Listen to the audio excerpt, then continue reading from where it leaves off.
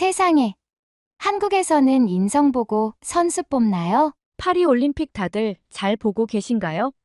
지금 파리는 한국 선수들의 올림픽 정신으로 뜨겁게 달아오르고 있습니다. 한국 선수들의 스포츠맨십과 상대 선수를 향한 배려 있는 행동들이 시청자들에게 깊은 영감을 주고 있는데요. 전 세계 언론 매체들은 한국 선수들의 이야기를 앞다투어 보도하고 있습니다. 심지어 각국의 올림픽 해설자들조차 자국의 선수들보다 한국 선수들이 보여준 행동을 칭찬하며 모든 선수들이 이 정신을 본받아야 한다고 말하고 있습니다. 오늘은 우리 선수들에게 반한 미국 여대생의 특별한 이야기를 들려드리겠습니다. 오늘의 사연 지금 시작합니다. 안녕하세요. 저는 에밀리예요. 미국 캘리포니아의 대학에서 스포츠학을 공부하는 학생이에요. 평소에 스포츠를 좋아하기도 하지만 한국 문화, 특히 K-팝에 푹 빠져 있죠. 그래서 2024년 파리올림픽 소식을 들었을 때부터 가슴이 두근거렸어요. BTS의 진이 성화봉송에 참여한다는 소식을 듣고는 더는 참을 수 없었죠. 아르바이트로 모은 돈을 털어 파리행 비행기에 올랐어요. 정말 꿈만 같았죠. 진을 실제로 보게 될 거라니. 개회식 날 진의 모습을 보며 눈물이 났어요. 너무나 멋있었거든요. 하지만 그 순간 이후로 제 기분은 점점 가라앉기 시작했습니다. 뭔가 잘못되고 있다는 느낌이 들었거든요. 개회식이 진행되는 동안 저는 점점 더 당황스러워졌어요. 한국 선수단이 입장할 때 아나운서가 한국을 북한이라고 소개하더라고요. 순간 귀를 의심했죠. 어떻게 이런 실수가 있을 수 있나요? 주변의 한국 관중들도 술렁이기 시작했어요. 소셜미디어에서는 분노의 목소리가 터져나왔고 저도 그 열기에 휩싸였죠. 이건 단순한 실수가 아니라 무시였다고 느껴졌어요. 한국팀을 불어와 영어로 북한이라 소개한 이 오류는 한국 정부와 국민들 사이에서 큰 반발을 일으킬 것 같다고 생각했죠. 더 웃긴 건 나중에 입장한 북한에 대해서는 프랑스와 영어 모두 제대로 호명했다는 사실이에요. 한국 정부가 국제올림픽위원회에 강력히 항의했다는 소식도 들렸죠. IOC는 즉시 사과했지만 한국의 분노를 잠재우기에는 부족해 보였어요. 저는 그 순간 한국 선수들의 마음이 어떨지 상상해봤어요. 자국의 이름도 제대로 불리지 않은 채 세계 무대에 선다는 것이 얼마나 불편하고 서운할지. 그래서 더 걱정이 되었죠. 이런 상황에서 과연 한국 선수들이 제대로 실력을 발휘할 수 있을까 하는 생각이 들더라고요. 하지만 그건 시작에 불과했어요. 앞으로 펼쳐질 더 어이없는 일을 그때는 아무도 예상하지 못했죠. 개회식 이후에도 상황은 나아지지 않았어요. 금메달리스트 오상욱 선수의 이름이 오상구로 적혀 있는 걸 보고 한숨이 나왔죠. 한국에 대한 관심과 존중이 부족하다는 생각이 들었고 이쯤 되니 고의가 아닐까 하는 생각까지 들더라고요. 숙소로 돌아가는 길에 올림픽 공식 소셜미디어 계정을 보면서 또 한 번 충격을 받았어요. 다른 나라 선수들의 사진은 선명하고 멋있게 올라와 있는데 유독 한국 선수들의 사진만 흐릿하고 품격이 떨어져 보였거든요. 이건 단순한 실수를 넘어선 무언가가 있다는 생각이 들었어요. 이게 우연일 리가 없어. 저는 화가 나서 휴대폰을 던지고 싶은 심정이었어요. 이런 일들이 계속되자 저는 올림픽 정신에 대해 의문을 품기 시작했어요. 소셜미디어에서 한국 팬들의 분노가 폭발하는 걸 보며 저도 마음이 아팠어요. 댓글란은 실망과 분노로 가득 찼고 많은 사람들이 이를 명백한 차별이라고 지적했습니다. 저는 그들의 감정에 깊이 공감했죠. 어떻게 이런 기본적인 것조차 제대로 할 수 없는 건지. 저는 올림픽이라는 세계적인 축제에서 이런 일이 벌어지는 것이 믿기지 않았어요. 하지만 그 와중에도 한국 선수들의 반응은 놀라웠어요. 그들은 이런 상황에 대해 공개적으로 불평하거나 분노를 표출하지 않았어요. 대신 묵묵히 자신의 경기에 집중하는 모습을 보였죠. 그들의 프로페셔널한 태도에 저는 또 한 번 감탄했습니다. 비록 소셜미디어에서는 논란이 계속되었지만 경기장에서 한국 선수들이 보여주는 모습은 그 어떤 사진보다도 더 강렬하고 아름다웠어요. 그들의 열정과 노력, 그리고 흔들리지 않는 정신력은 어떤 흐릿한 사진으로도 가릴 수 없는 빛나는 모습이었죠. 파리에서 올림픽 경기를 보며 매번 경기장으로 향하는 발걸음이 무거웠어요. 이미 여러 차례의 실망스러운 일을 겪은 후였지만 선수들의 열정을 직접 보고 싶었죠. 유도 경기장에 도착해서 자리에 앉았을 때 긴장감이 가득한 공기를 느낄 수 있었어요. 하지만 몇 시간 뒤 유도 경기장에서 일어난 일은 제 분노에 기름을 부었습니다. 한국의 허미미 선수와 캐나다의 데구치 선수의 경기였죠. 명백히 허미미 선수가 적극적으로 공격하는 상황이었는데 심판들의 판정은 이상했어요. 이건 정말 말도 안 돼요. 저는 주변 관중들과 함께 소리쳤어요. 데구치 선수는 지쳐서 제대로 공격도 못하는 상황이었고 오히려 자신의 깃을 계속 막고 있었어요. 규칙상 이런 행동은 지도를 받아야 하는데 심판은 이를 무시했죠. 대신 적극적으로 공격하던 허미미 선수에게 위장 공격이라며 지도를 주는 걸 보고 저는 할 말을 잃었어요. 심판이 편파적인 판정을 내리는 것 같아 더욱 화가 났죠. 결국 허미미 선수는 갑작스러운 반칙패로 은메달에 그쳤어요. 단지 관중으로 지켜보는 저도 이렇게 화가 나는데 허미미 선수나 한국 응원단들은 얼마나 화가 나고 실망감에 빠졌을지 그 마음이 느껴지는 듯 했습니다. 하지만 나중에 인터넷으로 본 경기 후 허미미 선수의 인터뷰를 보고 또 한 번 감동받았어요. 판정에 대해서는 제 준비가 부족해서 아쉽습니다. 허미미 선수의 겸손하고 의연한 태도에 저는 정말 존경심마저 들더라고요. 이런 상황에서도 저렇게 품격 있게 대응할 수 있다니. 비록 메달 색깔은 은색이었지만 제겐 허미미 선수가 진정한 금메달리스트라고 느껴졌습니다. 이런 불공정한 상황 속에서도 의연함을 잃지 않는 한국 선수들의 모습은 제게 깊은 인상을 남겼어요. 그들은 결과와 상관없이 진정한 올림픽 정신을 보여주고 있었죠. 올림픽이 진행되면서 저를 실망시킨 건 파리 대회의 실수들뿐만이 아니었어요. 경기장에서 본 몇몇 선수들의 행동도 정말 실망스러웠죠. 한 일본 유도 선수가 패배한 뒤 관중들을 향해 부적절한 제스처를 하는 걸 봤거든요. 이게 정말 올림픽인가? 하는 생각이 들더라고요. 스포츠 정신은 온데간데였고 승리에 대한 집착만 남은 것 같아 마음이 좀 무거웠어요. 그런데 며칠 뒤에 양궁 경기장에서 본 광경은 정말 놀라웠어요. 그날이 제가 제일 좋아하는 선수 브래디 앨리슨의 경기 날이었거든요. 상대는 한국의 김우진 선수였는데 두 선수의 실력이 정말 막상막하여서 경기가 엄청 치열했어요. 경기가 끝난 뒤에 일어난 일은 제가 이제껏 본 것과는 완전히 달랐어요. 김우진 선수의 모습이 아직도 눈에 선하네요. 승리의 기쁨에 들뜨는 대신 경기가 끝나자마자 앨리슨에게 다가가 따뜻하게 포옹해 주더라고요. 진심 어린 위로와 존중을 보여주는 모습에 저도 모르게 눈물이 났어요. 그 모습을 보고 한국 선수들의 훌륭한 품성에 완전 반해버렸죠. 그 뒤로는 한국 선수들의 경기는 꼭 챙겨보게 됐어요. 이기든 지든 그들이 보여주는 놀라운 품격에 매번 감동받았거든요. 배드민턴 경기장에서도 놀라운 광경은 계속 일어났습니다. 한국의 안세영 선수가 치열한 접전 끝에 이겼는데 그때 그녀가 보여준 행동이 너무나 인상적이었거든요. 안세영 선수가 어떻게 했냐고요? 승리의 기쁨에 들떠있을 법도 한데 그러지 않고 바로 상대 선수에게 다가가 따뜻하게 위로해 주더라고요. 게다가 상대 선수의 코치님이랑 팀 관계자분들한테도 정중하게 인사를 하는 거예요. 그 모습을 보는데 아, 이런 게 진정한 승자의 모습이구나 하고 절로 감탄이 나왔어요. 그런데 이게 끝이 아니었어요. 안세영 선수의 이 멋진 행동이 순식간에 화제가 됐더라고요. 외국 언론들도 앞다투어 그녀의 스포츠맨십을 칭찬하고 소셜미디어에서는 그 영상이 엄청 퍼졌대요. CNN의 어떤 해설자분이 이런 말씀을 하셨어요. 안세영 선수가 우리에게 올림픽의 진정한 의미를 다시 한번 깨닫게 해줬어요. 이기는 것도 중요하지만 어떻게 이기느냐가 더 중요하다는 걸 말이죠. 이 말을 듣는데 정말 공감이 되더라고요. 안세영 선수를 통해 한국 선수들이 얼마나 대단한지 새삼 깨닫게 됐어요. 그들은 경기에서 이기는 것뿐만 아니라 상대방을 존중하고 배려하는 진정한 스포츠 정신까지 가지고 있더라고요. 이런 모습을 보니 한국 선수들이 스포츠를 통해 정말 의미 있는 관계를 만들어가고 있다는 생각이 들었어요. 그들은 단순히 경쟁자가 아니라 서로를 존중하는 동료로 여기는 것 같았거든요. 안세영 선수의 행동은 한국 선수들이 가진 진정한 승자의 품격을 전 세계에 보여준 것 같아요. 같은 일은 탁구 경기장에서도 벌어졌습니다. 신유빈 선수가 아쉽게 졌는데 그때 보여준 태도가 정말 대단했거든요. 신유빈 선수가 어떻게 했냐고요?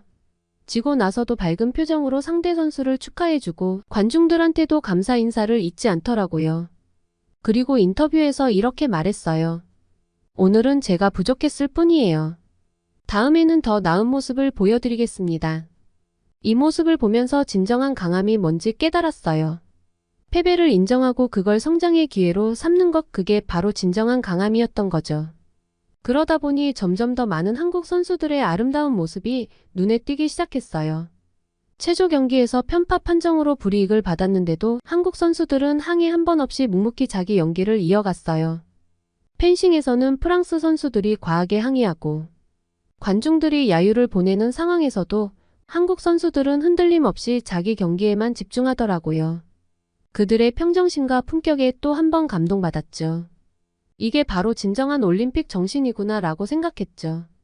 파리올림픽이 진행되면서 점점 더 한국 선수들의 활약이 전 세계의 주목을 받기 시작했습니다.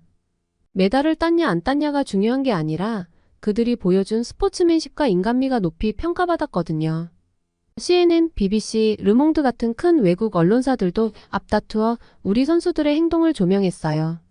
한국 선수들이 보여준 모습은 올림픽의 진정한 가치를 일깨워 주었다라는 평가가 줄을 이뤘죠. 그 기사들을 읽으면서 가슴이 뿌듯해졌어요. 제가 좋아하는 나라의 선수들이 이렇게 세계를 감동시키고 있다니. 물론 올림픽 내내 많은 실수와 논란이 있었지만 한국 선수들은 흔들리지 않고 최선을 다했어요. 그들은 경기에서 뛰어난 스포츠맨십을 보여주었고 많은 이들에게 감동을 주었죠. 저는 그들의 노력을 보며 존경스럽다는 생각이 들었습니다. 이렇게 많은 어려움 속에서도 한국 선수들이 보여준 용기와 인내는 저에게 큰 영감을 주었답니다. 저도 이 경험을 통해 더 강해진 것 같고 그들의 모습을 보며 저 역시 어떤 어려움도 이겨낼 수 있다는 자신감을 얻었어요. 실력도 실력이지만 경기장 안팎에서 보여준 품격 있는 행동이 전 세계 사람들의 마음을 완전히 사로잡았죠. 주변 사람들 반응을 보니까 한국의 이미지가 엄청 좋아진 것 같았어요. 다들 한국 선수들의 매너와 품격에 대해 칭찬하고 한국 문화에 대해 더 알고 싶어 하더라고요. 제 프랑스 친구도 이렇게 말했어요. 한국 선수들 보면서 정말 많이 배웠어. 이기는 것보다 더 중요한 게 있다는 걸 깨달았지. 이런 말을 들으니 한국 선수들이 메달 따는 것 이상의 큰일을 해냈다는 생각이 들었어요. 외국 언론들도 한국 선수들의 행동을 집중적으로 다뤘대요. 스포츠로 국제 친선을 도모하는 모범 사례로 꼽혔다니 정말 뿌듯해요. 김우진 선수는 이제 양궁 금메달리스트를 넘어서 진정한 올림픽 정신의 대사로 불린대요. 얼마나 멋져요. 안세영 선수의 겸손하고 예의 바른 태도는 젊은 선수들의 롤모델이 되었고 여러 브랜드에서 러브콜을 보내고 있다고 하더라고요. 신유빈 선수도 정말 대단해요. 지고 나서 보여준 성숙한 모습 때문에 이제 한일 스포츠 교류의 가교 역할을 하게 될 거라고 했죠. 이 선수들 덕분에 한국의 위상이 한층 더 높아진 것 같아요. 스포츠 강국이라는 것은 물론이고 품격 있는 스포츠 문화를 가진 나라로 인정받게 됐대요. 앞으로 이 선수들이 어떤 활약을 펼칠지 너무 기대돼요. 분명 스포츠계를 넘어서 우리 사회 전체에 좋은 영향을 끼칠 것 같아요. 저도 이런 선수들 모습 보면서 제 분야에서 더 나은 사람이 되어야겠다고 다짐했어요. 정말 자랑스럽고 감동적인 올림픽이었죠. 한국 선수들 앞으로의 활약도 계속 응원해야겠어요. 파리의 마지막 날 제 숙소에서 창문 너머로 빛나는 에펠탑을 바라보며 이번 올림픽 동안 있었던 일들을 돌이켜봤어요. 처음 파리에 왔을 때만 해도 단순히 K-팝 스타들의 공연을 보러 온 팬에 불과했던 제가 이렇게 깊은 감동과 깨달음을 얻게 될 줄은 꿈에도 몰랐습니다. 올림픽이 시작되고 얼마 지나지 않아 저는 한국 선수들의 경기를 보기 시작했어요. 처음엔 그저 BTS의 나라 선수들이니까 응원해야겠다는 생각이었죠. 하지만 경기를 지켜볼수록 제 마음속에 뭔가 특별한 감정이 싹 트는 걸 느꼈어요. 승리의 기쁨보다 상대방을 위로하고 존중하는 마음이 더 크다니 이게 바로 진정한 챔피언의 모습이구나 싶었죠. 그들이 보여주는 겸손함, 상대방에 대한 존중, 패배를 수용하는 자세 등은 단순히 스포츠 정신을 넘어 우리가 살아가면서 갖춰야 할 소중한 가치들이었거든요. 국적도 다르고 언어도 다르지만 스포츠를 통해 깊은 우정을 나누는 모습을 보며 스포츠의 힘을 새삼 느낄 수 있었습니다. 경기 중에는 강한 집중력과 실력을 보여주다가도 경기가 끝나면 상대 선수들과 즐겁게 대화를 나누고 서로의 기술에 대해 이야기를 나누는 모습이 인상적이었어요. 아쉬운 패배 후에도 흔들리지 않고 자신의 부족함을 인정하며 더 나은 선수가 되겠다고 다짐하는 모습은 많은 사람들에게 깊은 인상을 남겼어요. 이런 선수들의 모습을 보면서 저는 점점 더 한국 선수들을 응원하게 된 거죠. 그리고 그들의 경기를 보면서 스포츠의 진정한 가치와 올림픽 정신을 깨달았죠. 승패를 떠나 서로를 존중하고 최선을 다하는 모습, 그리고 그 과정에서 보여주는 인간미 넘치는 행동들이 얼마나 아름다운지 알게 됐어요. 불공정한 상황에서도 흔들리지 않고 자신의 할 일에 집중하는 모습, 그게 바로 진정한 강함이었던 거죠. 한국 선수들은 세계의 올림픽 정신을 알리는 강력한 본보기가 되었어요. 그들의 스포츠맨십과 감동적인 행동은 저를 포함한 많은 사람들에게 영감을 주었죠. 이제 저는 스포츠가 단순한 경쟁이 아니라는 것을 알게 됐어요. 그것은 서로를 이해하고 존중하며 함께 성장할 수 있는 훌륭한 도구라는 거죠. 한국 선수들이 보여준 모습은 우리 모두가 일상에서 실천할 수 있는 가치들을 담고 있었어요. 앞으로 저는 제 분야에서 이런 가치들을 실천하려고 해요.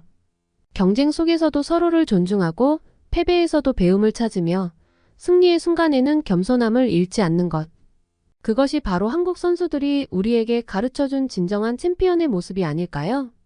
이번 파리올림픽에서 가장 빛난 건 단연 한국 선수들의 뛰어난 스포츠맨십과 인성이었어요.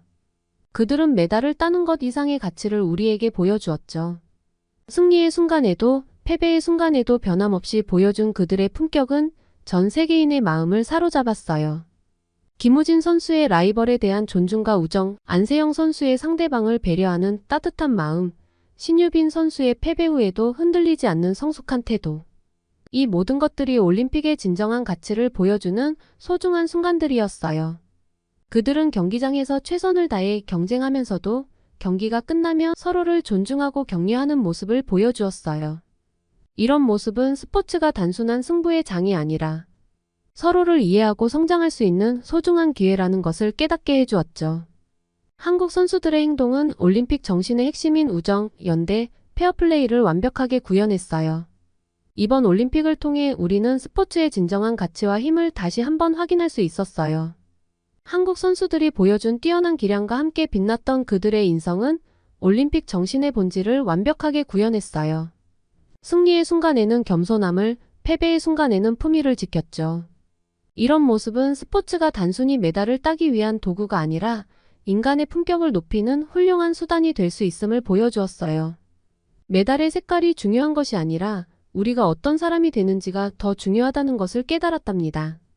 스포츠는 이해하고 존중하며 함께 성장하는 놀라운 도구예요. 한국 선수들은 그 답을 우리에게 보여주었어요. 앞으로 저는 이 가치를 제 일상에서 실천할 계획이에요. 경쟁 속에서도 서로를 존중하고 패배에서도 배움을 찾으며 승리의 순간에도 겸손을 잃지 않는 것. 이것이야말로 한국 선수들이 우리에게 가르쳐준 진정한 챔피언의 모습이 아닐까 생각해 봅니다. 오늘의 사연 어떠셨나요?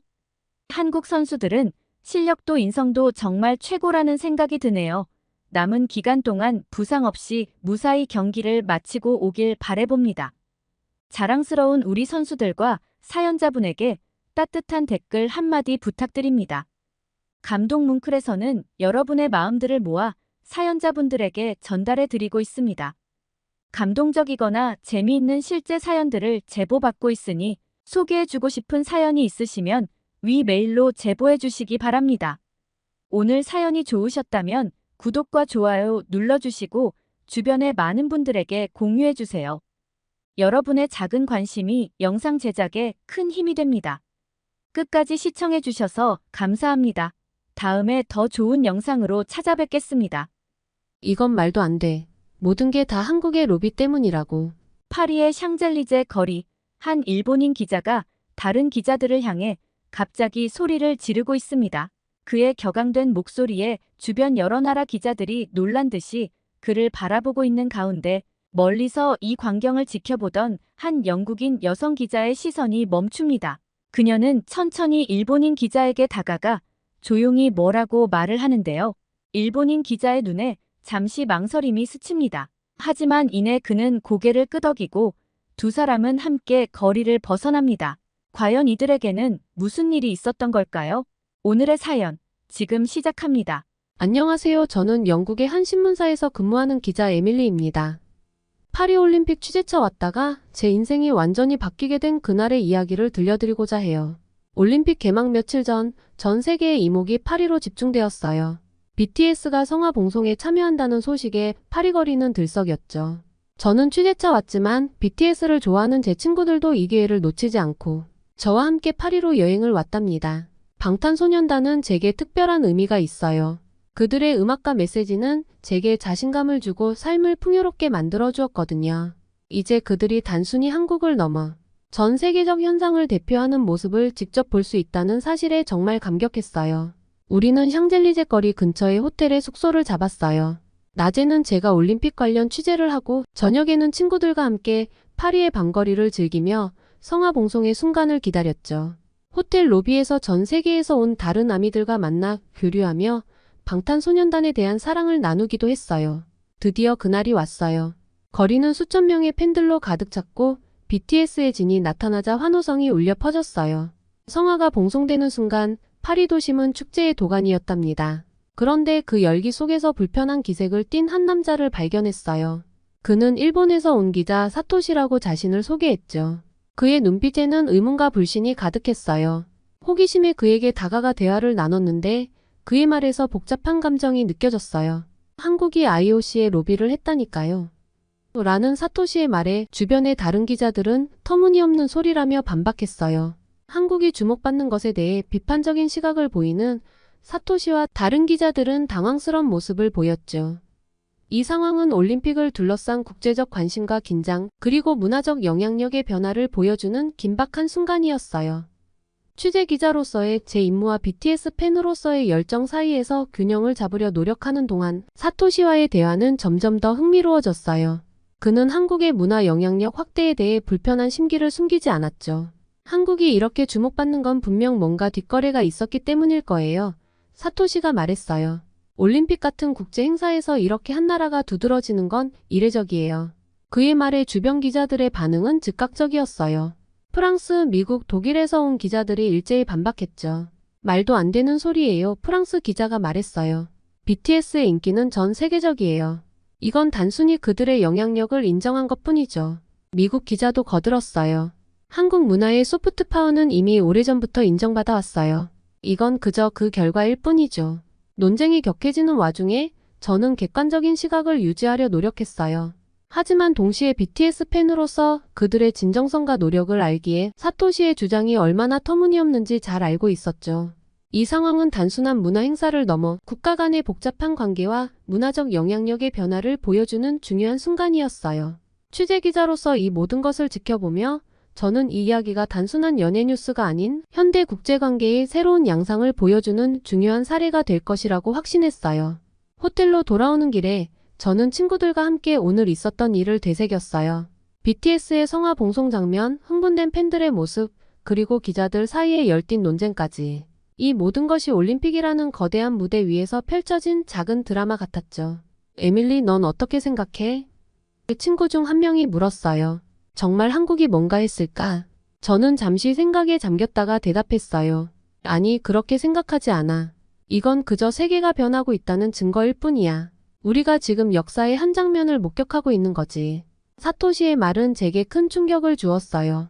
BTS의 성화 봉송 참여에 대한 일본 내 반응을 들으며 저는 문화의 힘과 그것이 야기할 수 있는 갈등에 대해 깊이 생각하게 되었어요. 한국 아이돌이 올림픽 성화 봉송에 참여하는 게 과연 적절한가요? 사토시의 질문에는 의구심과 함께 묘한 질투심이 느껴졌어요. 순간 저는 할 말을 잃었어요. BTS의 세계적인 영향력을 고려하면 당연해 보였는데 다른 시각도 있다는 걸 처음 깨달았거든요.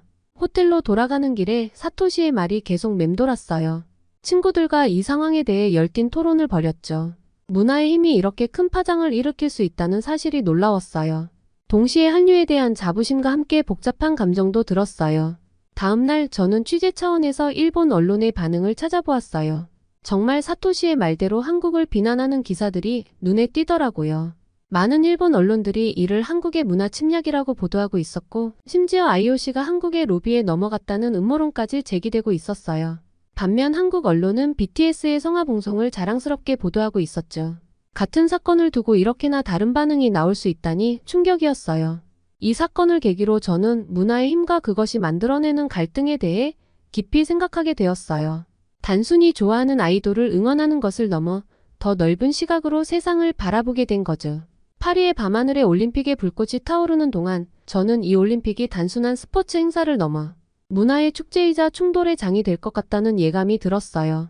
그리고 그 한가운데에 제가 서 있다는 사실에 가슴이 뛰었어요. 이것이 제 인생을 바꿀 큰 모험의 시작이 될 줄은 그때는 몰랐답니다. 파리올림픽이 본격적으로 시작됐어요. 세계 각국의 선수들이 저마다의 꿈을 안고 경기장에 모여들었죠. 저는 운 좋게도 영국 신문사 특파원 자격으로 올림픽 취재를 하게 됐어요. 매일 경기장을 누비며 새로운 경험을 하고 있었어요. 취재를 하면서도 BTS의 성화봉송을 둘러싼 논란은 계속 제 마음 한켠에 자리 잡고 있었어요. 이 사건이 올림픽 전체에 어떤 영향을 미칠지, 그리고 이것이 국제관계와 문화교류에 어떤 의미를 가질지 궁금했어요. 한 기자로서, 그리고 한 개인으로서 저는 이 복잡한 상황을 어떻게 바라보고 전달해야 할지 고민했어요. 파리의 아침이 밝았어요. 저는 설렘과 긴장감을 안고 체조 경기장으로 향했어요. 지하철에서 만난 다양한 국적의 사람들, 그들의 얼굴에 묻어나는 기대감, 그리고 곳곳에서 들리는 여러 나라 언어들이 제 가슴을 두근거리게 했어요. 경기장에 도착해 보니 이미 많은 관중들과 취재진들로 북적였어요. 제 옆자리에 앉은 프랑스 기자 피에르와 인사를 나누며 오늘의 경기에 대한 기대감을 공유했어요. 오늘은 어떤 놀라운 일이 벌어질까요? 피에르가 물었어요. 글쎄요, 이번 올림픽은 매일매일이 놀라움의 연속이네요. 제가 대답했어요. 그때였어요. 이탈리아의 유망주 엘리자가 등장하는 순간 관중석이 술렁이기 시작했어요. 처음에는 무슨 일인지 몰랐어요. 하지만 자세히 보니 엘리자의 등 뒤에 한글로 당신 자신을 사랑하세요라는 문구가 새겨져 있더라고요. 순간 제 심장이 멎는 듯 했어요. 바로 방탄소년단의 메시지였기 때문이에요. 주변의 기자들도 놀란 표정이었어요.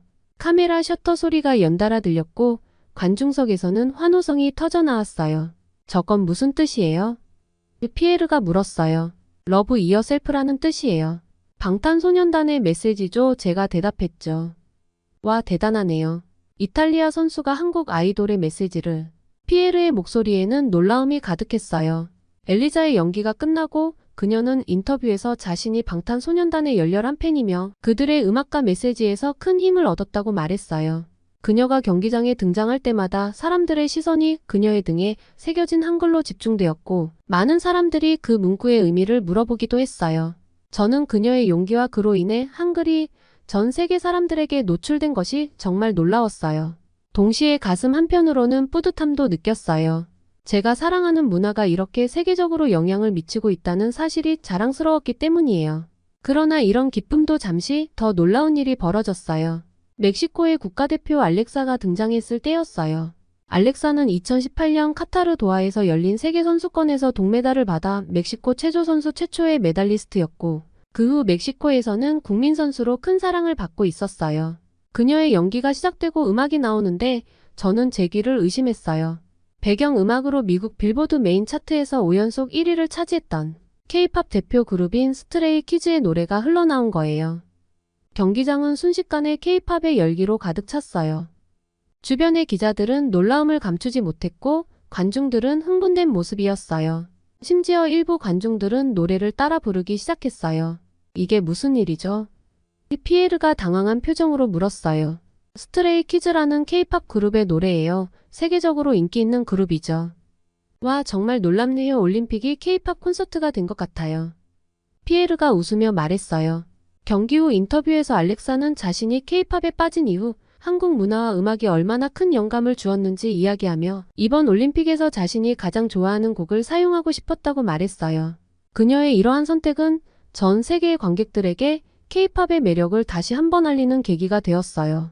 이러한 상황들은 저에게 너무나도 자랑스러운 순간들이었어요. 제가 사랑하는 한국 문화가 이렇게 전 세계에서 사랑받고 존중받는 것을 보니 가슴이 벅차올랐어요.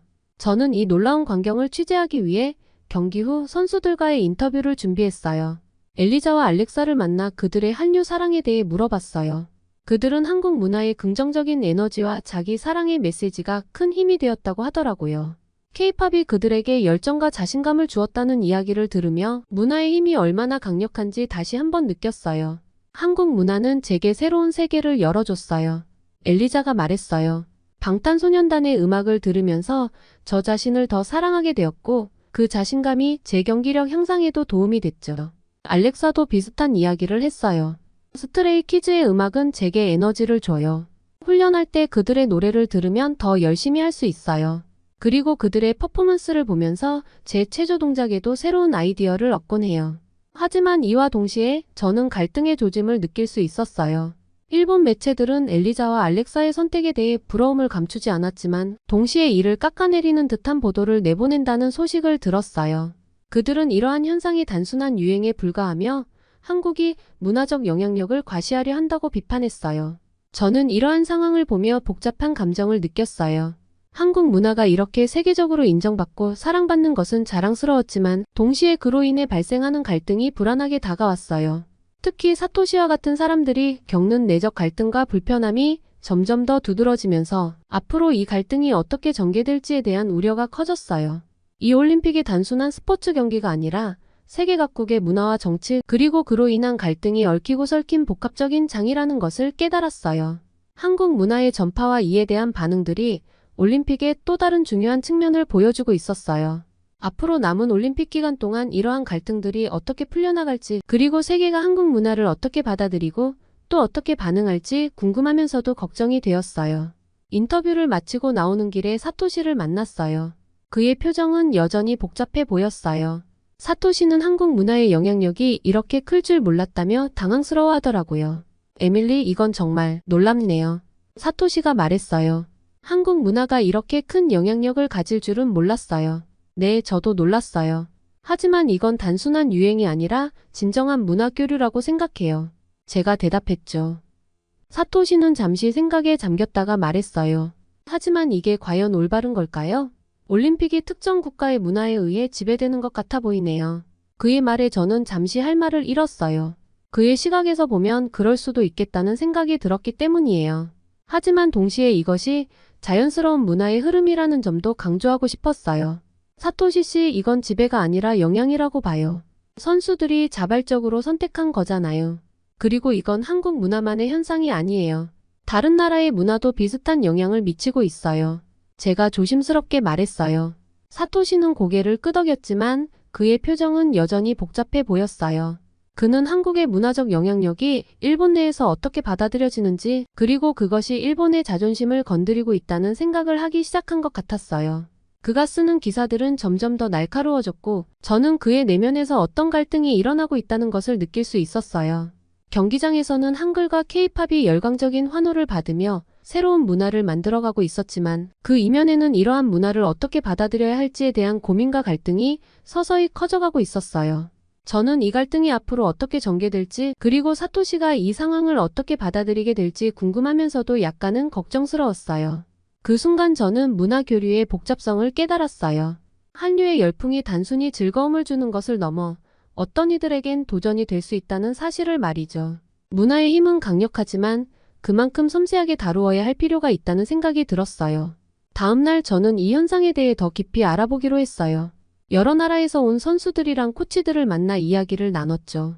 놀랍게도 정말 많은 사람들이 한국 문화에 푹 빠져 있더라고요. 어떤 미국 수영 선수는 한국 드라마를 보면서 한국어를 배우고 있다고 하더라고요. 프랑스에서 온 육상 선수는 K-팝 댄스를 따라하면서 운동한다고 하고요. 근데 걱정하는 목소리도 있었어요. 몇몇 나라의 코치들은 선수들이 한국 문화에 너무 빠져서 훈련을 소홀히 할까봐 걱정하더라고요. 또 어떤 사람들은 자기 나라 문화가 희미해질까봐 걱정하기도 했고요.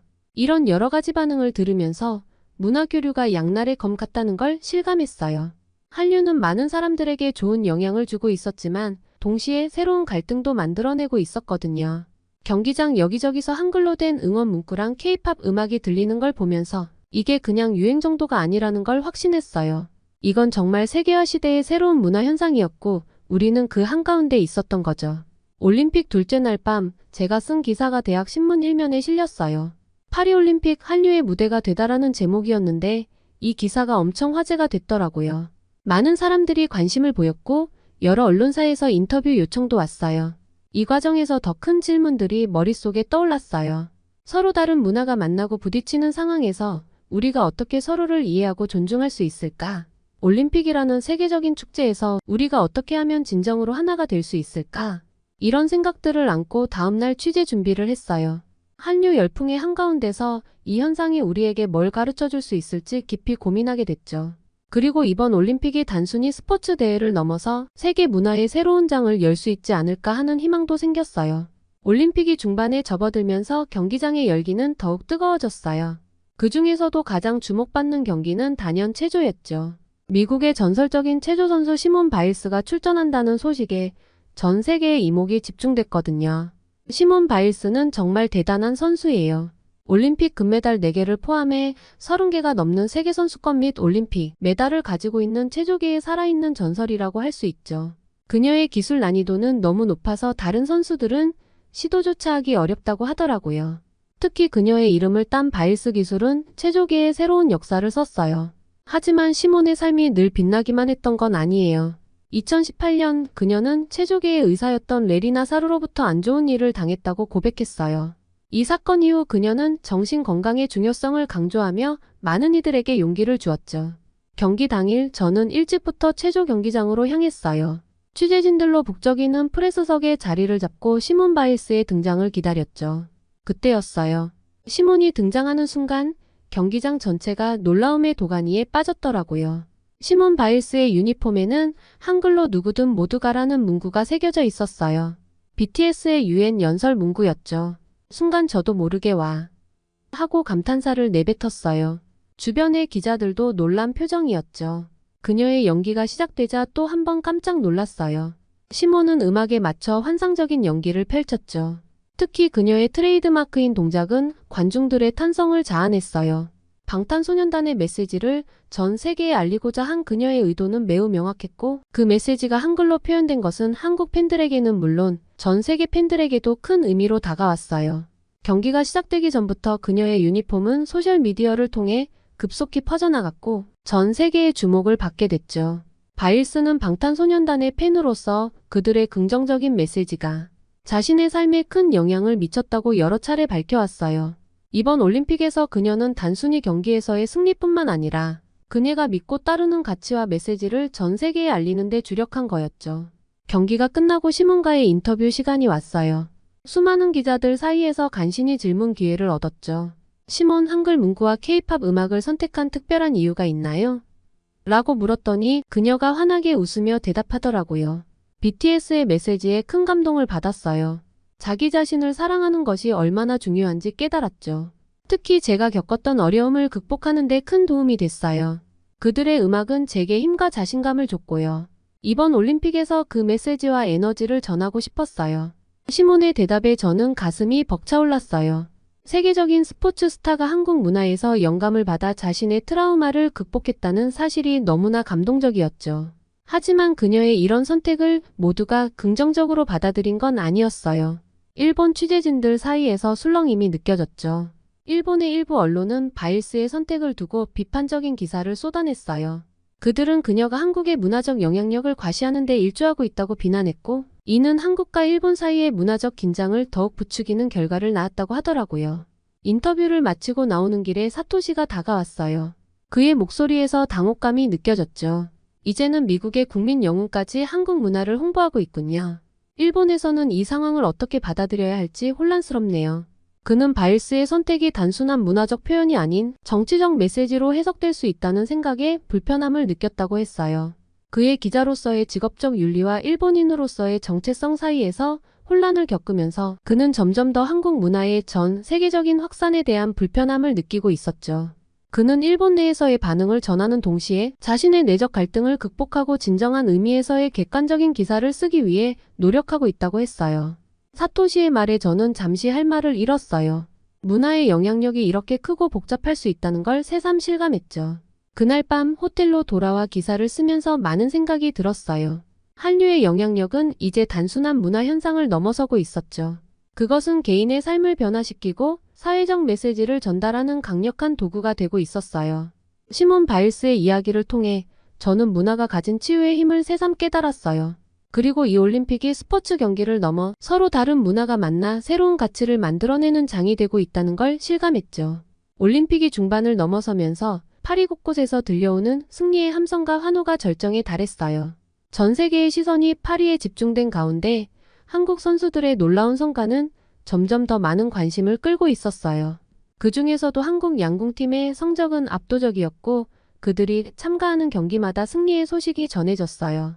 양궁 경기장에서 한국팀의 경기를 보러 갔을 때 경기장은 이미 한국 선수들을 응원하는 사람들로 가득 차 있었어요. 수많은 사람들이 대한민국을 외치며 깃발을 흔들고 있었고 그 분위기는 마치 한국에 와 있는 듯한 착각이 들 정도였어요. 특히 한국 선수들이 경기에서 연이어 승리하면서 경기장은 말 그대로 환호와 축제의 장이 되었어요. 그러나 이와 동시에 일본에서는 한국의 성공에 대한 반발이 점점 더 커지고 있었어요. 일본 언론들은 한국 선수들의 성과와 한국 문화의 영향력에 대한 비판적인 보도를 쏟아냈고 그로 인해 두 나라 사이의 갈등이 심화되고 있었어요. 사토시는 이러한 상황을 매우 가까이서 지켜보고 있었죠. 그의 기사들은 점점 더 한국 문화의 세계적 확산과 그로 인한 갈등을 다루고 있었고 그는 이러한 상황에서 자신이 어디에 서 있어야 할지 깊은 고민에 빠진 듯 보였어요. 파리올림픽이 한창이던 어느 날 저는 사토시에게 코리아하우스 방문을 제안했어요. 파리의 중심부에 위치한 한국문화원 이른바 코리아하우스는 그야말로 올림픽 기간 동안 전 세계 팬들이 모이는 장소가 되었어요. 매일 수천 명의 사람들이 코리아하우스를 찾아와 한국 문화를 체험하고 한국 선수들을 응원하며 그들과 함께 축제를 즐겼죠. 그곳에서는 한국 전통 음식과 음악, 그리고 K-팝까지 다양한 한국 문화를 접할 수 있었고 그로 인해 파리올림픽에서 한국의 존재감은 더욱 부각되고 있었어요. 하지만 이러한 한국의 문화적 성공은 사토시에게는 복잡한 감정을 불러일으켰어요. 그는 일본 내에서 일어나는 반발과 그로 인한 갈등을 보며 자신의 기사에서 이 모든 상황을 어떻게 다뤄야 할지 혼란스러워했죠. 그는 일본의 입장을 대변해야 하는지 아니면 세계적인 관점에서 객관적으로 이 상황을 바라봐야 하는지에 대해 갈등을 겪고 있었어요. 그래서 저는 코리아하우스로의 방문을 제안했어요. 하루는 사토시와 함께 파리 중심부에 위치한 코리아하우스를 방문했어요. 그곳은 한국 문화를 경험하려는 사람들로 넘쳐났고 매일 수천 명의 사람들이 방문하여 한국의 전통 음식과 예술, 그리고 K-팝을 즐겼어요. 그날 사토시는 묵묵히 그 광경을 지켜보았고 저는 그가 어떤 생각을 하고 있을지 궁금했어요. 처음엔 망설이던 사토시도 결국 동의했고 우리는 함께 코리아하우스로 향했어요. 도착하자마자 우리는 놀라움을 금치 못했어요. 한글로 대한민국이라고 쓰여 있고 태극기 문양으로 장식되어 있는 모습이 인상적이었죠. 규모도 예상보다 훨씬 컸어요. 안으로 들어가니 더욱 놀라운 광경이 펼쳐졌어요. 첫 번째 공간은 K-팝 존이었는데 BTS와 블랙핑크 등 인기 아이돌의 사진과 영상, 그리고 실제 무대 의상까지 전시되어 있었어요. 사토시도 흥미롭게 구경하는 모습이었죠. 다음으로 한식 체험존에 갔어요. 비빔밥 만들기 체험이 한창이었는데 많은 외국인들이 열심히 참여하고 있었어요. 우리도 함께 비빔밥을 만들어 먹어봤는데 사토시는 처음 맛보는 고추장의 맛에 굉장히 놀라워했어요. 매콤하면서도 달콤한 맛이 중독성 있다고 하더라고요. 코리아하우스를 나오면서 사토시는 오늘의 경험이 정말 특별했다고 말했어요. 한국 문화를 이렇게 가까이서 체험해보니 그 매력을 조금은 이해할 수 있게 되었다고 하더라고요. 한류의 인기가 우연이 아니라는 걸 깨달았다고 했죠. 그날 밤 사토시가 저에게 찾아왔어요. 그는 오늘 있었던 일에 대해 많은 생각을 했다고 말했어요. 처음에는 한류의 영향력이 부담스럽고 위협적으로 느껴졌지만 이제는 다르게 보게 됐다고 해요. 사토시는 한국 문화의 성공이 단순한 우연이 아니라 끊임없는 노력과 혁신의 결과라는 걸 이해하게 됐다고 말했어요. 그리고 이런 문화적 교류가 결국 모두에게 이익이 될 수 있다는 걸 깨달았다고 하더라고요. 사토시는 결국 자신이 보고 느낀 것을 그대로 전달하기로 결심했다고 했어요. 그는 한국의 문화적 영향력이 단순한 로비나 마케팅의 결과가 아니라 진정한 문화적 힘에서 비롯된 것임을 깨닫기 시작했어요. 그는 점차 자신의 내적 갈등을 극복하고 좀 더 열린 시각으로 이 상황을 바라보게 되었어요. 사토시는 자신이 쓰는 기사를 통해 일본 사회의 한국 문화의 진정한 가치를 알리고자 했어요. 그는 자신의 경험을 바탕으로 한국 문화가 어떻게 전 세계 사람들의 마음을 사로잡고 있는지, 그리고 그로 인해 일어나는 갈등을 어떻게 해결해 나갈 수 있을지에 대해 진지하게 고민하기 시작했어요. 그의 말을 들으며 저는 뭉클해졌어요.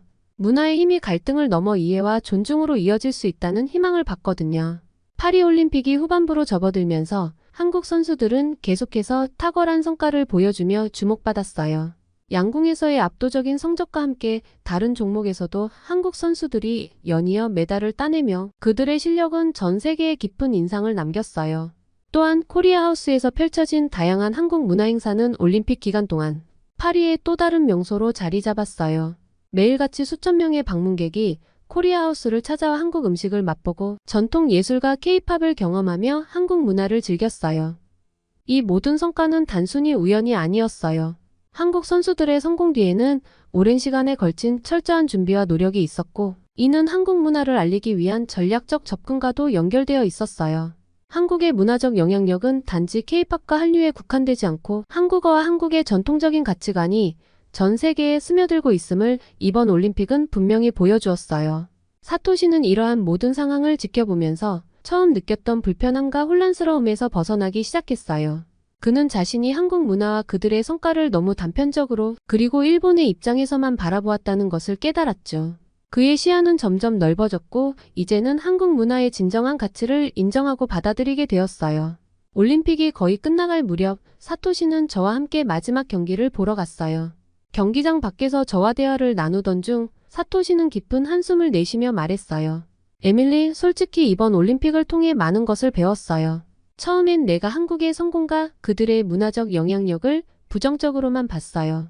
하지만 지금은 한국이 보여준 준비성과 철저함, 그리고 그들이 가지고 있는 문화의 위대함을 인정하지 않을 수 없어요. 한국어, 그 단순한 글자가 이렇게 많은 사람들에게 감동을 줄 줄은 몰랐어요. 그는 잠시 말을 멈추고 경기장을 바라보며 덧붙였어요. 나는 앞으로 기사 쓸 때 좀 더 객관적이고 공정하게 써야겠다고 결심했어요. 한국에 대해 편견을 가지고 기사를 쓰는 것은 결국 진실을 왜곡하는 것일 뿐이었어요. 한국이 얼마나 대단한 나라인지, 그들의 문화가 얼마나 훌륭한지 이제야 알 것 같네요. 저는 사토시의 말을 듣고 미소 지으며 대답했어요. 사토시, 당신의 그런 변화가 저에게도 큰 의미가 있어요. 앞으로도 서로를 이해하고 존중할 수 있기를 바라요. 사토시는 고개를 끄덕이며 이제 일본으로 돌아가서 한국 문화를 좀 더 긍정적으로 바라보고 그 가치를 제대로 전달하겠다고 했죠. 그는 자신의 편협했던 생각을 반성하며 앞으로는 더 넓은 시각으로 세계를 바라볼 것을 결심했다고 했습니다. 이제 파리올림픽은 끝나가고 있었지만 사토시에게는 이미 큰 변화가 일어났어요. 그는 한국의 위대함을 인정하고 앞으로도 그들의 문화를 존중하며 기사를 쓸 것을 다짐했어요. 그리고 그는 이번 올림픽에서의 경험을 통해 일본 사회에도 긍정적인 변화를 일으키는 데 일조할 것을 결심했어요. 올림픽이 끝날 때까지 남은 시간 동안 사토시는 한국 선수들과 팬들의 열정, 그리고 그들이 만들어가는 감동적인 순간들을 담아내기 위해 최선을 다할 거예요. 그리고 그는 이 올림픽이 단순한 스포츠 축제가 아닌 전 세계가 서로를 이해하고 화합할 수 있는 중요한 계기가 될 수 있음을 다시 한번 깨닫게 되었어요. 파리올림픽이 막바지를 향해 가면서 사토시는 자신이 느낀 변화와 새로운 깨달음을 정리하기 시작했어요. 그는 이번 올림픽을 통해 한국 문화와 그들이 보여준 준비성과 성과를 깊이 이해하게 되었죠. 그동안 느꼈던 갈등과 혼란은 이제 점차 사라지고 그 자리에 존경과 이해가 자리 잡았어요. 한국 선수들이 경기를 펼치며 보여준 놀라운 성과와 파리 전역에서 펼쳐진 한국 문화의 영향력은 사토시에게 큰 충격을 주었어요. 그는 이제 한국 문화가 단순한 유행을 넘어선 진정한 문화적 힘을 가지고 있다는 것을 깨달았죠. 일본으로 돌아가는 날, 사토시는 저와 다시 한번 만나 그동안의 감정과 생각을 솔직하게 털어놓았어요. 에밀리, 이번 올림픽은 나에게 정말 많은 것을 가르쳐줬어요. 나는 처음에는 한국의 성공을 단지 우연이나 일시적인 현상으로만 봤어요. 하지만 이제는 그게 아니라는 걸 깨달았죠. 한국이 보여준 준비성과 그들의 문화적 힘은 정말 대단해요. 나는 앞으로 일본에서 좀 더 객관적이고 공정한 시각으로 한국을 바라보고 그들의 문화를 전달할 거예요. 저는 그의 말을 듣고 미소를 지었어요.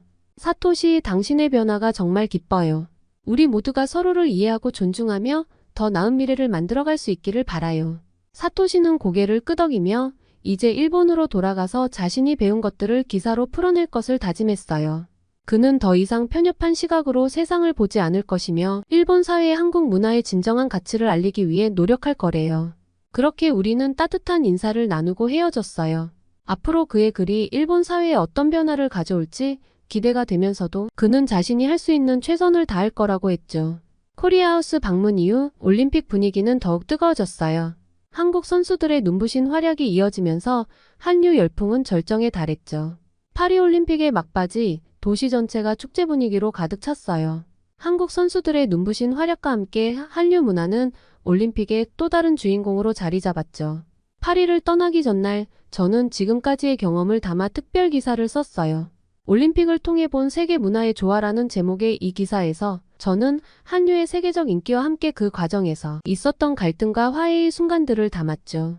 기사를 쓰면서 사토시와의 대화가 떠올랐어요. 그는 이제 한국 문화를 바라보는 시선이 완전히 달라졌다고 했죠. 한국인들의 끊임없는 혁신과 세계와 소통하려는 노력, 그리고 문화의 힘을 통해 세계인의 마음을 사로잡은 능력에 깊은 감명을 받았다고 말한 것을 토대로 기사에는 한류의 세계적 인기와 함께 그 과정에서 있었던 갈등과 화해의 순간들을 담았어요. 시몬 바일스의 용기 있는 행동, 사토시의 변화, 그리고 다양한 국가의 선수들이 한국 문화를 통해 느낀 감동 등을 생생하게 전했죠. 특히 마지막 문단에는 이런 내용을 썼어요. 올림픽은 스포츠 축제를 넘어 세계 문화의 만남의 장이 되었습니다. 한류는 이번 올림픽의 주역으로 떠올랐지만 그 과정에서 우리는 더 중요한 것을 배웠습니다. 바로 서로 다른 문화를 인정하고 존중하는 자세, 그리고 그 안에서 공통점을 발견하는 지혜입니다. 이것이야말로 진정한 올림픽 정신이 아닐까요? 제 기사는 예상 이상의 반응을 얻었어요. 많은 사람들이 공감의 메시지를 보내왔고 심지어 몇몇 국제 언론에서도 관심을 보였죠. 한국의 문화적 역량과 세계와 소통하는 능력은 정말 대단해요. 한국 문화가 이렇게 전 세계에서 사랑받고 있다는 걸 인정하지 않을 수 없을 것 같네요. 파리올림픽은 끝나가고 있었지만 그로 인해 생긴 여운은 제 마음속에 오래도록 남을 것 같아요. 한류는 이제 단순한 유행을 넘어 세계 문화의 한 축으로 자리 잡았어요. 그리고 이번 올림픽은 그 사실을 전 세계에 보여주고 있죠. 이것이 바로 진정한 문화올림픽의 모습이 아닐까요? 저는 이 모든 경험을 가슴에 담고 앞으로도 문화의 힘을 믿으며 살아갈 거예요. 그리고 언젠가 다시 이런 감동적인 순간들을 만날 수 있기를 기대하면서요. 파리의 밤하늘을 마지막으로 바라보며 저는 이 모든 순간들에 감사의 마음을 전했어요. 이제 새로운 시작을 향해 한 걸음 한 걸음 나아갈 때예요. 올림픽 취재를 마치고 영국으로 돌아온 지 며칠이 지났어요. 하지만 파리에서의 경험은 여전히 제 마음속에 생생하게 남아 있어요. 특히 사토시의 변화와 한류의 영향력은 제게 깊은 인상을 남겼죠. 저는 파리올림픽과 한류에 대한 연재 기사를 쓰고 있어요. 많은 독자들이 관심을 보였고 심지어 한국 문화에 대해 더 알고 싶다는 요청도 많이 받았죠. 이를 계기로 저는 한국 문화와 언어를 더 깊이 공부하기로 결심했어요. 얼마 전에는 사토시에게서 이메일을 받았어요. 그는 일본으로 돌아가 자신의 경험을 바탕으로 한 기사를 썼는데 반응이 뜨거웠다고 해요. 그의 기사가 작은 변화의 시작이 된 것 같아 정말 기뻤어요. 이번 경험을 통해 저는 문화의 힘이 얼마나 강력한지, 그리고 그것이 어떻게 사람들의 마음을 움직이고 세상을 변화시킬 수 있는지를 깨달았어요. 한류는 단순한 트렌드가 아니라 세계를 하나로 연결하는 강력한 매개체라는 것도 알게 됐죠. 앞으로 저는 문화 간 이해와 소통을 돕는 기사를 더 많이 쓰고 싶어요. 그리고 언젠가는 한국을 직접 방문해서 제가 경험한 한류의 본고장을 직접 느껴보고 싶어요. 파리올림픽은 끝났지만 그것이 시작한 문화적 교류와 이해의 물결은 계속될 거예요. 그리고 저는 그 흐름의 한 부분이 되어 세계를 조금 더 이해와 존중이 넘치는 곳으로 만드는 데 기여하고 싶어요. 이제 저는 새로운 도전을 향해 나아갑니다. 한류가 세계에 가져온 변화와 그 의미를 더 깊이 탐구하고 그 이야기를 전 세계에 전하고 싶어요. 이것이 바로 제가 파리올림픽에서 얻은 가장 큰 선물이 아닐까요? 오늘의 사연 어떠셨나요? 사연자분에게 따뜻한 댓글 한마디 부탁드려요. 감동 뭉클에서는 여러분의 마음들을 모아 사연자분들에게 전달해 드리고 있습니다. 감동적이거나 재미있는 실제 사연들을 제보받고 있으니 소개해주고 싶은 사연이 있으시면 위 메일로 제보해 주시기 바랍니다. 오늘 사연이 좋으셨다면 구독과 좋아요 눌러주시고 주변의 많은 분들에게 공유해 주세요. 여러분의 작은 관심이 영상 제작에 큰 힘이 됩니다. 끝까지 시청해 주셔서 감사합니다. 다음에 더 좋은 영상으로 찾아뵙겠습니다. 아빠 또 등록 전화예요. 파리 외곽의 작은 태권도장. 이곳에서 빗발치는 전화에 분주한 나날을 보내고 있는 소녀가 있습니다. 파리 올림픽 이후 프랑스 전역에 불고 있는 태권도 열풍 때문이라고 하는데요. 한국 선수들의 눈부신 활약과 감동적인 스토리가 전해지면서 태권도를 배우려는 사람들의 수가 폭발적으로 늘어나고 있습니다. 평소 한산하던 이 작은 태권도장에도 갑자기 수많은 사람들이 몰려들기 시작했죠. 이 소란의 중심에 선 한 소녀의 특별한 이야기, 지금 시작합니다. 안녕하세요. 저는 소피 르클레르예요. 18살이고 파리 외곽의 작은 도시에서 살고 있죠. 제 아버지는 프랑스인이고 어머니는 태국 분이세요. 그래서 저는 두 문화의 영향을 받으며 자랐어요. 우리 가족이 운영하는 태권도장에서 어릴 때부터 태권도를 배웠는데 그게 제 인생의 큰 부분을 차지하고 있죠. 태권도는 제게 그저 운동이 아니에요. 삶의 방식이자 열정이죠. 하지만 최근 들어 제 열정과 현실 사이에서 갈등하고 있어요. 고등학교를 졸업하고 대학에 가야 할지 아니면 태권도 선수의 꿈을 쫓아야 할지 고민이 깊어지고 있거든요. 그런 제 인생의 큰 전환점이 찾아왔어요. 바로 파리올림픽이죠. 평소라면 TV로 보았을 경기를 이번엔 직접 경기장에서 볼 수 있게 되었어요.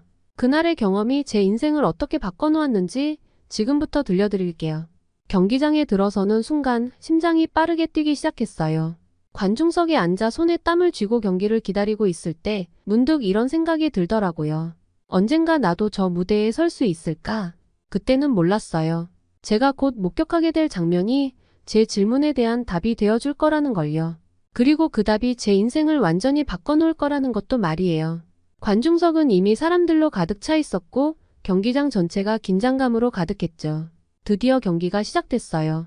태국의 파니팍 선수가 등장하자 관중석에서 환호성이 터져나왔죠. 저도 모르게 자리에서 벌떡 일어나 응원을 시작했어요. 파니팍의 동작이 마치 춤을 추는 것 같았어요. 우아하면서도 강렬한 그야말로 예술이었죠.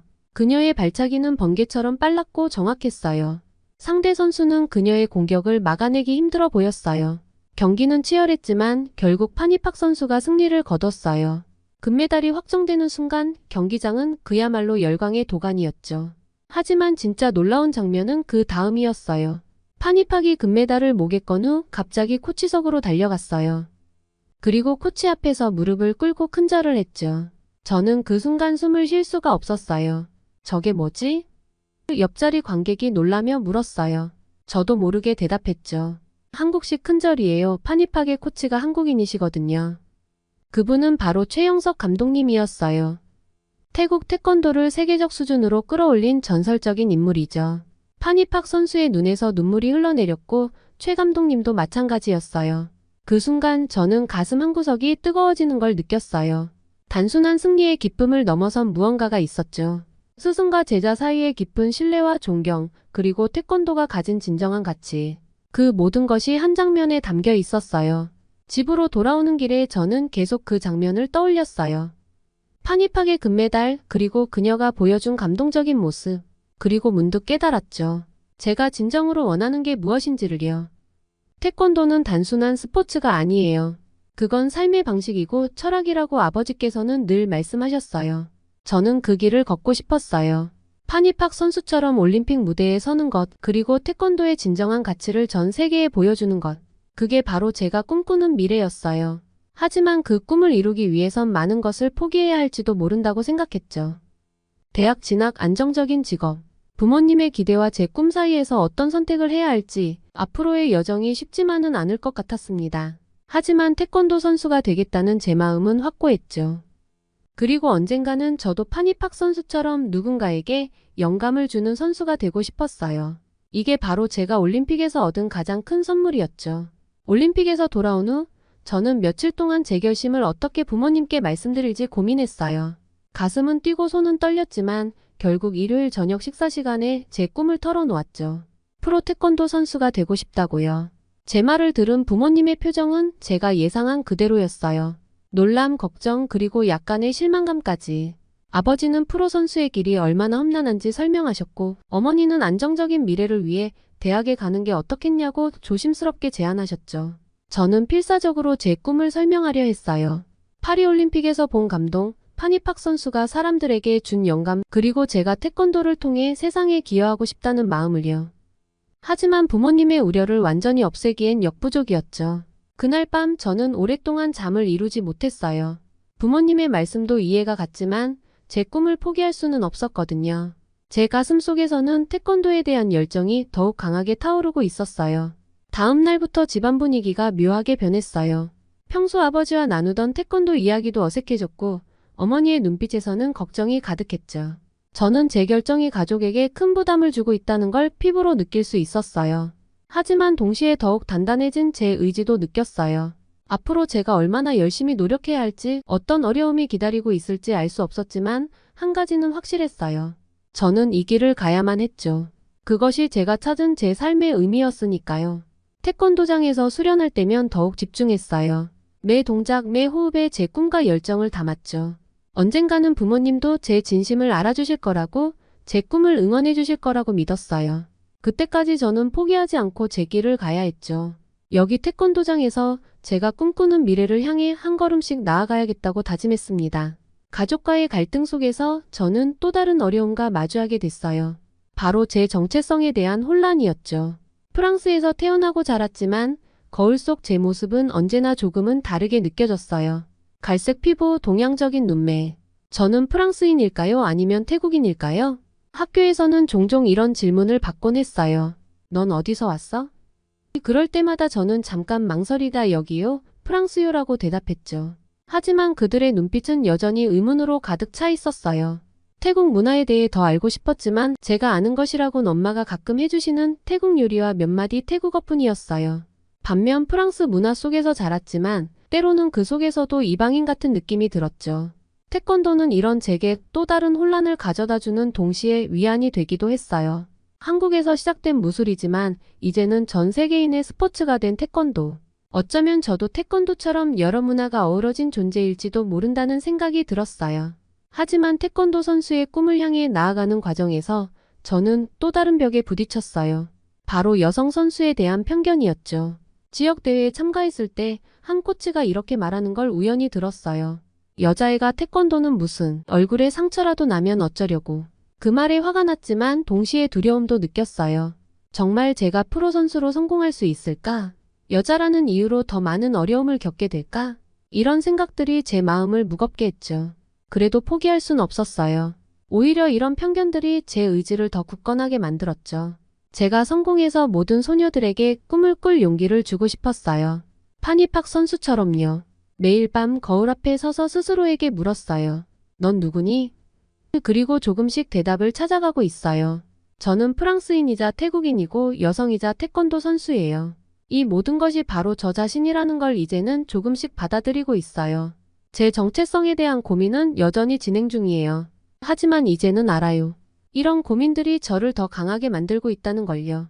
언젠가 제가 올림픽 무대에 설 때 저는 제 모든 면을 자랑스럽게 보여줄 거예요. 그때까지 저는 계속해서 제 길을 걸어갈 거예요. 한 걸음 한 걸음 끊임없이. 제 꿈을 향한 여정이 쉽지만은 않았지만 태권도장은 언제나 제게 안식처였어요. 특히 어린 학생들을 가르치기 시작하면서 새로운 세계가 열렸죠. 처음에는 단순히 아버지를 돕기 위해 시작한 일이었어요. 하지만 아이들과 함께 하는 시간이 쌓일수록 저는 태권도의 새로운 면을 발견하게 됐어요. 한날은 울면서 들어온 꼬마 제자가 있었어요. 학교에서 따돌림을 당했다고 했죠. 저는 그 아이에게 태권도의 기본 자세를 가르쳤어요. 똑바로 서서 눈을 정면으로 봐. 넌 강해. 아무도 널 무너뜨릴 수 없어. 몇 주 후 그 아이의 어머니가 찾아오셨어요. 아이가 학교에서 당당해졌다고, 더 이상 따돌림 당하지 않는다고 말씀하셨죠. 그때 깨달았어요. 태권도는 단순한 운동이 아니라 자신감과 존엄성을 가르치는 도구라는 걸요. 또 다른 날에는 집중력이 부족한 학생이 있었어요. 그 아이에게 품새를 가르치면서 매 동작에 집중하는 법을 알려줬죠. 시간이 지나면서 그 아이의 집중력이 놀랍게 향상됐어요. 부모님은 학교 성적도 좋아졌다며 감사해 하셨죠. 이런 경험들을 통해 저는 태권도의 진정한 가치를 깨달았어요. 그건 단순히 겨루기에서 이기는 것이 아니었어요. 삶의 어려움을 이겨내는 힘, 자신을 존중하고 타인을 배려하는 마음, 그리고 끊임없이 노력하는 정신. 이 모든 것이 태권도에 담겨 있었던 거예요. 아이들을 가르치면서 제 자신감도 조금씩 자라났어요. 제가 가진 지식과 경험이 누군가에게 도움이 된다는 사실이 저를 더욱 단단하게 만들어줬죠. 어느새 저는 제 꿈을 더욱 확신하게 됐어요. 태권도장 거울에 비친 제 모습을 보며 당당해진 제 자신에 저도 놀랐습니다. 여전히 앞으로의 길이 불확실하고 어려움이 가득하겠지만 이제는 두렵지 않아요. 제가 태권도를 통해 배운 모든 것들이 제 안에 있으니까요. 매일 밤 도장문을 닫으며 생각했어요. 언젠가 제가 올림픽 무대에 선다면 그건 단순히 메달을 위한 것이 아닐 거예요. 제가 태권도에서 배운 모든 가치를 전 세계에 보여주기 위한 것일 거예요. 그리고 그 꿈을 향해 저는 하루하루 열심히 살아갔습니다. 제 인생의 전환점은 예상치 못한 순간에 찾아왔어요. 파리에서 열린 국제 태권도 대회. 저는 대회 자원봉사자로 참가했죠. 그곳에서 저는 그녀를 만났어요. 한국의 김지연 선수였죠. 김지연 선수의 경기를 본 순간 저는 넋을 잃었어요. 그녀의 동작 하나하나가 마치 춤을 추는 것 같았어요. 힘과 우아함이 완벽하게 조화를 이루고 있었죠. 그 순간 저는 깨달았어요. 이것이 바로 제가 되고 싶은 모습이라는 걸요. 대회가 끝난 후 우연히 김지연 선수와 마주칠 기회가 생겼어요. 떨리는 마음으로 다가가 말을 걸었죠. 놀랍게도 그녀는 따뜻하게 저를 맞아주셨어요. 그리고는 자신의 이야기를 들려주었죠. 어려운 가정 환경 속에서 태권도를 통해 자신의 길을 개척한 이야기, 수많은 좌절을 겪으면서도 꿈을 포기하지 않은 이야기. 그녀의 말 한마디 한마디가 제게는 큰 울림이 되었어요. 태권도는 단순한 스포츠가 아니에요. 그것은 삶의 철학이자 정신이에요. 예의 인내 극기. 이 모든 것을 태권도를 통해 배울 수 있죠. 그녀의 말은 제가 태권도장에서 깨달은 것들과 너무나 일치했어요. 저는 용기를 내어 제 꿈에 대해 이야기했어요. 프로 선수가 되고 싶다고 하지만 많은 어려움에 부딪히고 있다고요. 김지연 선수는 제 이야기를 진지하게 들어주셨어요. 그리고 이렇게 말하더라고요. 어려움은 당신을 더 강하게 만들 거예요. 포기하지 마세요. 당신의 꿈을 믿으세요. 그날의 대화는 제게 큰 힘이 되었어요.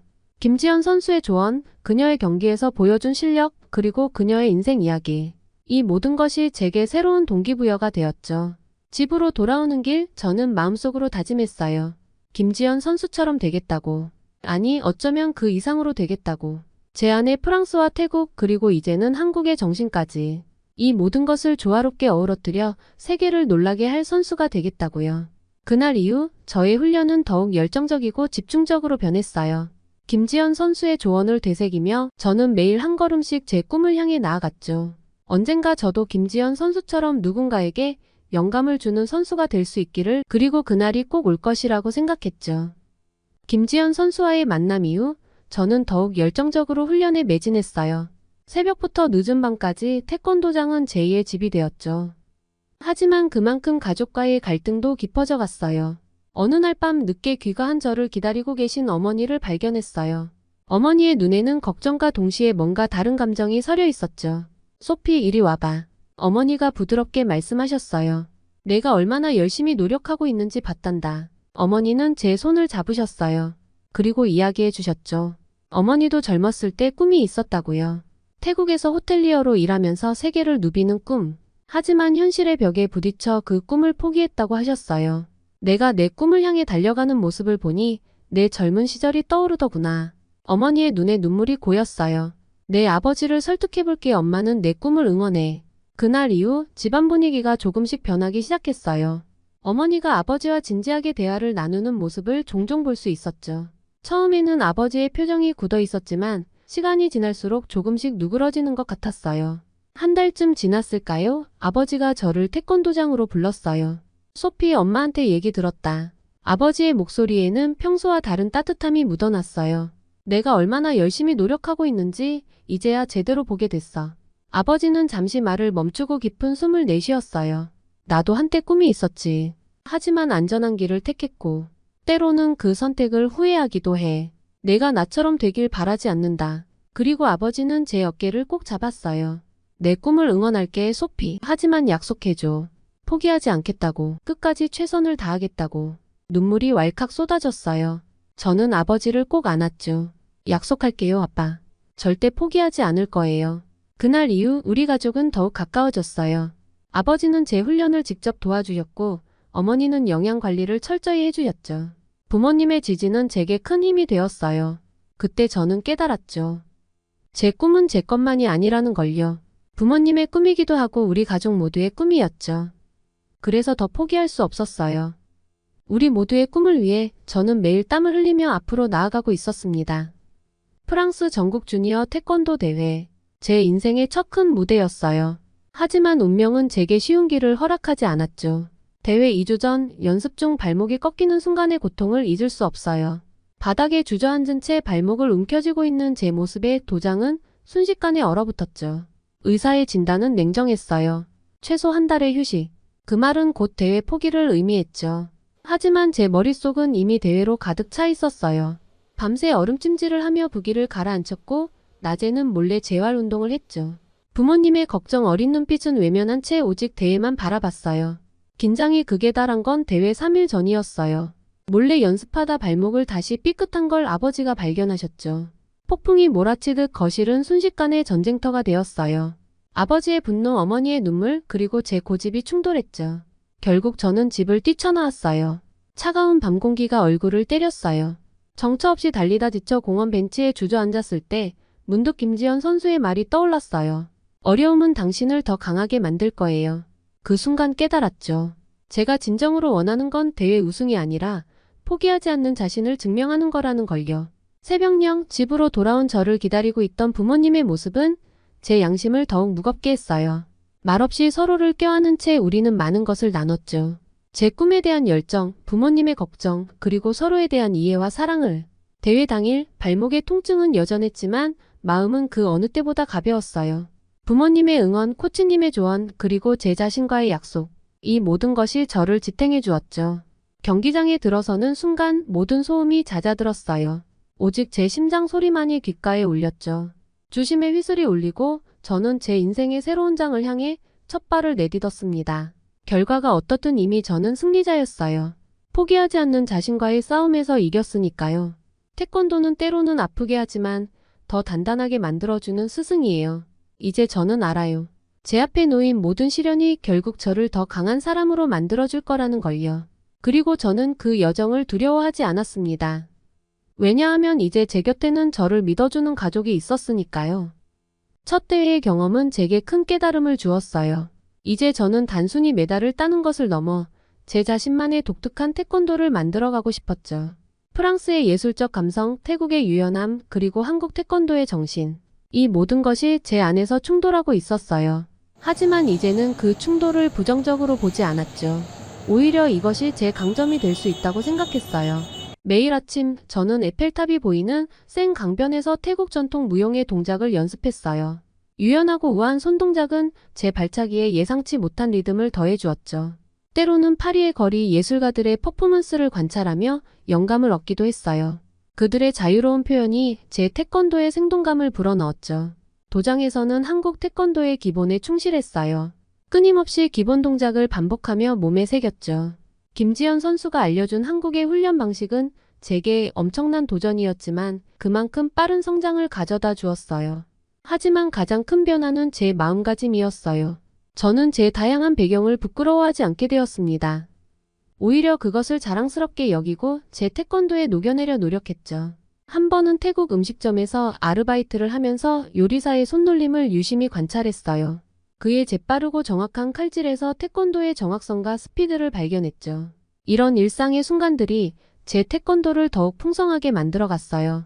점차 제 스타일이 형성되기 시작한 거죠. 프랑스의 예술성, 태국의 유연함, 한국의 파워를 절묘하게 조화시킨 독특한 스타일이었죠. 처음에는 코치님도 의아해하셨지만 점점 그 효과를 인정하기 시작하셨어요. 지역 대회에서 제 새로운 스타일을 선보였을 때 관중들의 반응은 놀라웠어요. 전통적인 태권도와는 다른 제 움직임에 모두가 주목했죠. 심사위원들 사이에서도 작은 논쟁이 일어났다고 해요. 하지만 저는 개의치 않았어요. 이제 저는 제가 누구인지, 어떤 태권도를 하고 싶은지 명확히 알고 있었으니까요. 제 안에 다양한 문화가 충돌이 아닌 조화를 이루기 시작했고 그것이 제 태권도를 통해 표현되고 있었어요. 태권도장 거울 앞에 서면 당당한 미소를 지었죠. 거기 비친 제 모습은 프랑스인도 태국인도 한국인도 아닌 그냥 소피예요. 세 나라의 문화를 품은 채 자신만의 길을 걸어가는 태권도 소녀 말이에요.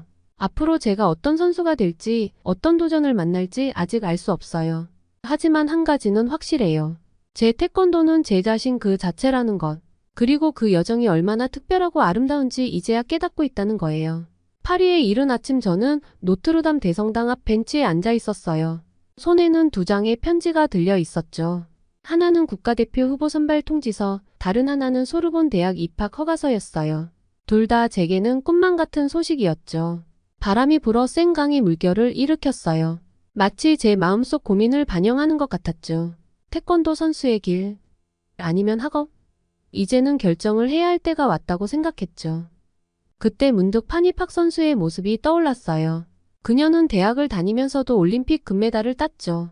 김지연 선수 역시 학업과 운동을 병행했다고 들었어요. 그들처럼 저도 할 수 있지 않을까? 결심을 하고 집으로 향했어요. 부모님께 제 생각을 말씀드렸죠.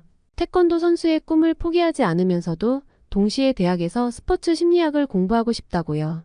부모님의 반응은 예상 밖이었어요. 걱정 대신 따뜻한 미소로 저를 안아주셨죠. 아버지는 눈시울을 붉히시며 말씀하셨어요. 내가 자랑스럽구나, 소피. 어머니는 제 손을 꼭 잡으며 끄덕이셨고요. 그 순간 깨달았어요.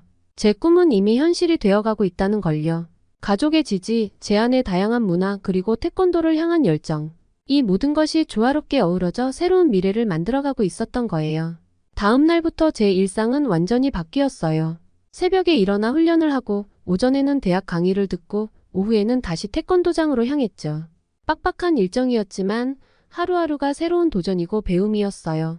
때로는 지치고 포기하고 싶을 때도 있었어요. 하지만 그럴 때마다 제 마음속에서 작은 목소리가 들렸죠.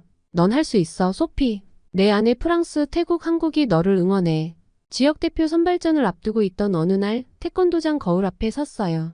거기 비친 제 모습은 더 이상 혼란스러워하는 소녀가 아니었어요. 자신감 넘치는 젊은 여성의 모습이었죠. 프랑스의 열정, 태국의 미소, 한국의 의지가 조화롭게 어우러진 모습이었어요. 준비됐니, 소피? 코치님의 목소리에 고개를 끄덕였어요. 네, 저는 준비됐어요. 새로운 꿈을 향해, 더 넓은 세상을 향해 나아갈 준비가 됐어요. 제 여정이 어디로 향할지 아직 모르지만 한 가지는 확실해요. 이 여정이 제게 특별하고 의미 있을 거라는 것. 태권도장을 나서며 깊게 숨을 들이쉬었어요. 파리의 하늘은 여전히 아름다웠고 제 앞에 펼쳐진 미래는 그 어느 때보다 빛나고 있었죠. 이제 저는 제 이야기의 새로운 장을 열어갈 준비가 됐어요. 파리의 태권도 소녀, 아니 이제는 세계를 향해 나아가는 태권도 선수로서 말이에요. 오늘의 이야기 잘 들으셨나요?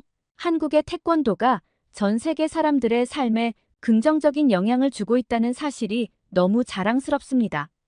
태권도는 단순한 스포츠가 아닌 삶의 철학이자 자아 발견의 도구가 될 수 있다는 것을 이번 사연을 통해 다시 한번 확인할 수 있었습니다. 소피가 앞으로 어떤 선수로 성장할지, 그녀의 꿈이 어떻게 펼쳐질지 정말 기대가 됩니다. 사연자분에게 응원의 말씀 부탁드립니다. 감동 뭉클에서는 여러분의 마음들을 모아 사연자분들에게 전달해 드리고 있습니다. 감동적이거나 재미있는 실제 사연들을 제보받고 있으니 소개해주고 싶은 사연이 있으시면 위 메일로 제보해 주시기 바랍니다. 오늘 사연이 좋으셨다면 구독과 좋아요 눌러주시고 주변의 많은 분들에게 공유해 주세요. 여러분의 작은 관심이 영상 제작에 큰 힘이 됩니다. 끝까지 시청해 주셔서 감사합니다. 다음에 더 좋은 영상으로 찾아뵙겠습니다.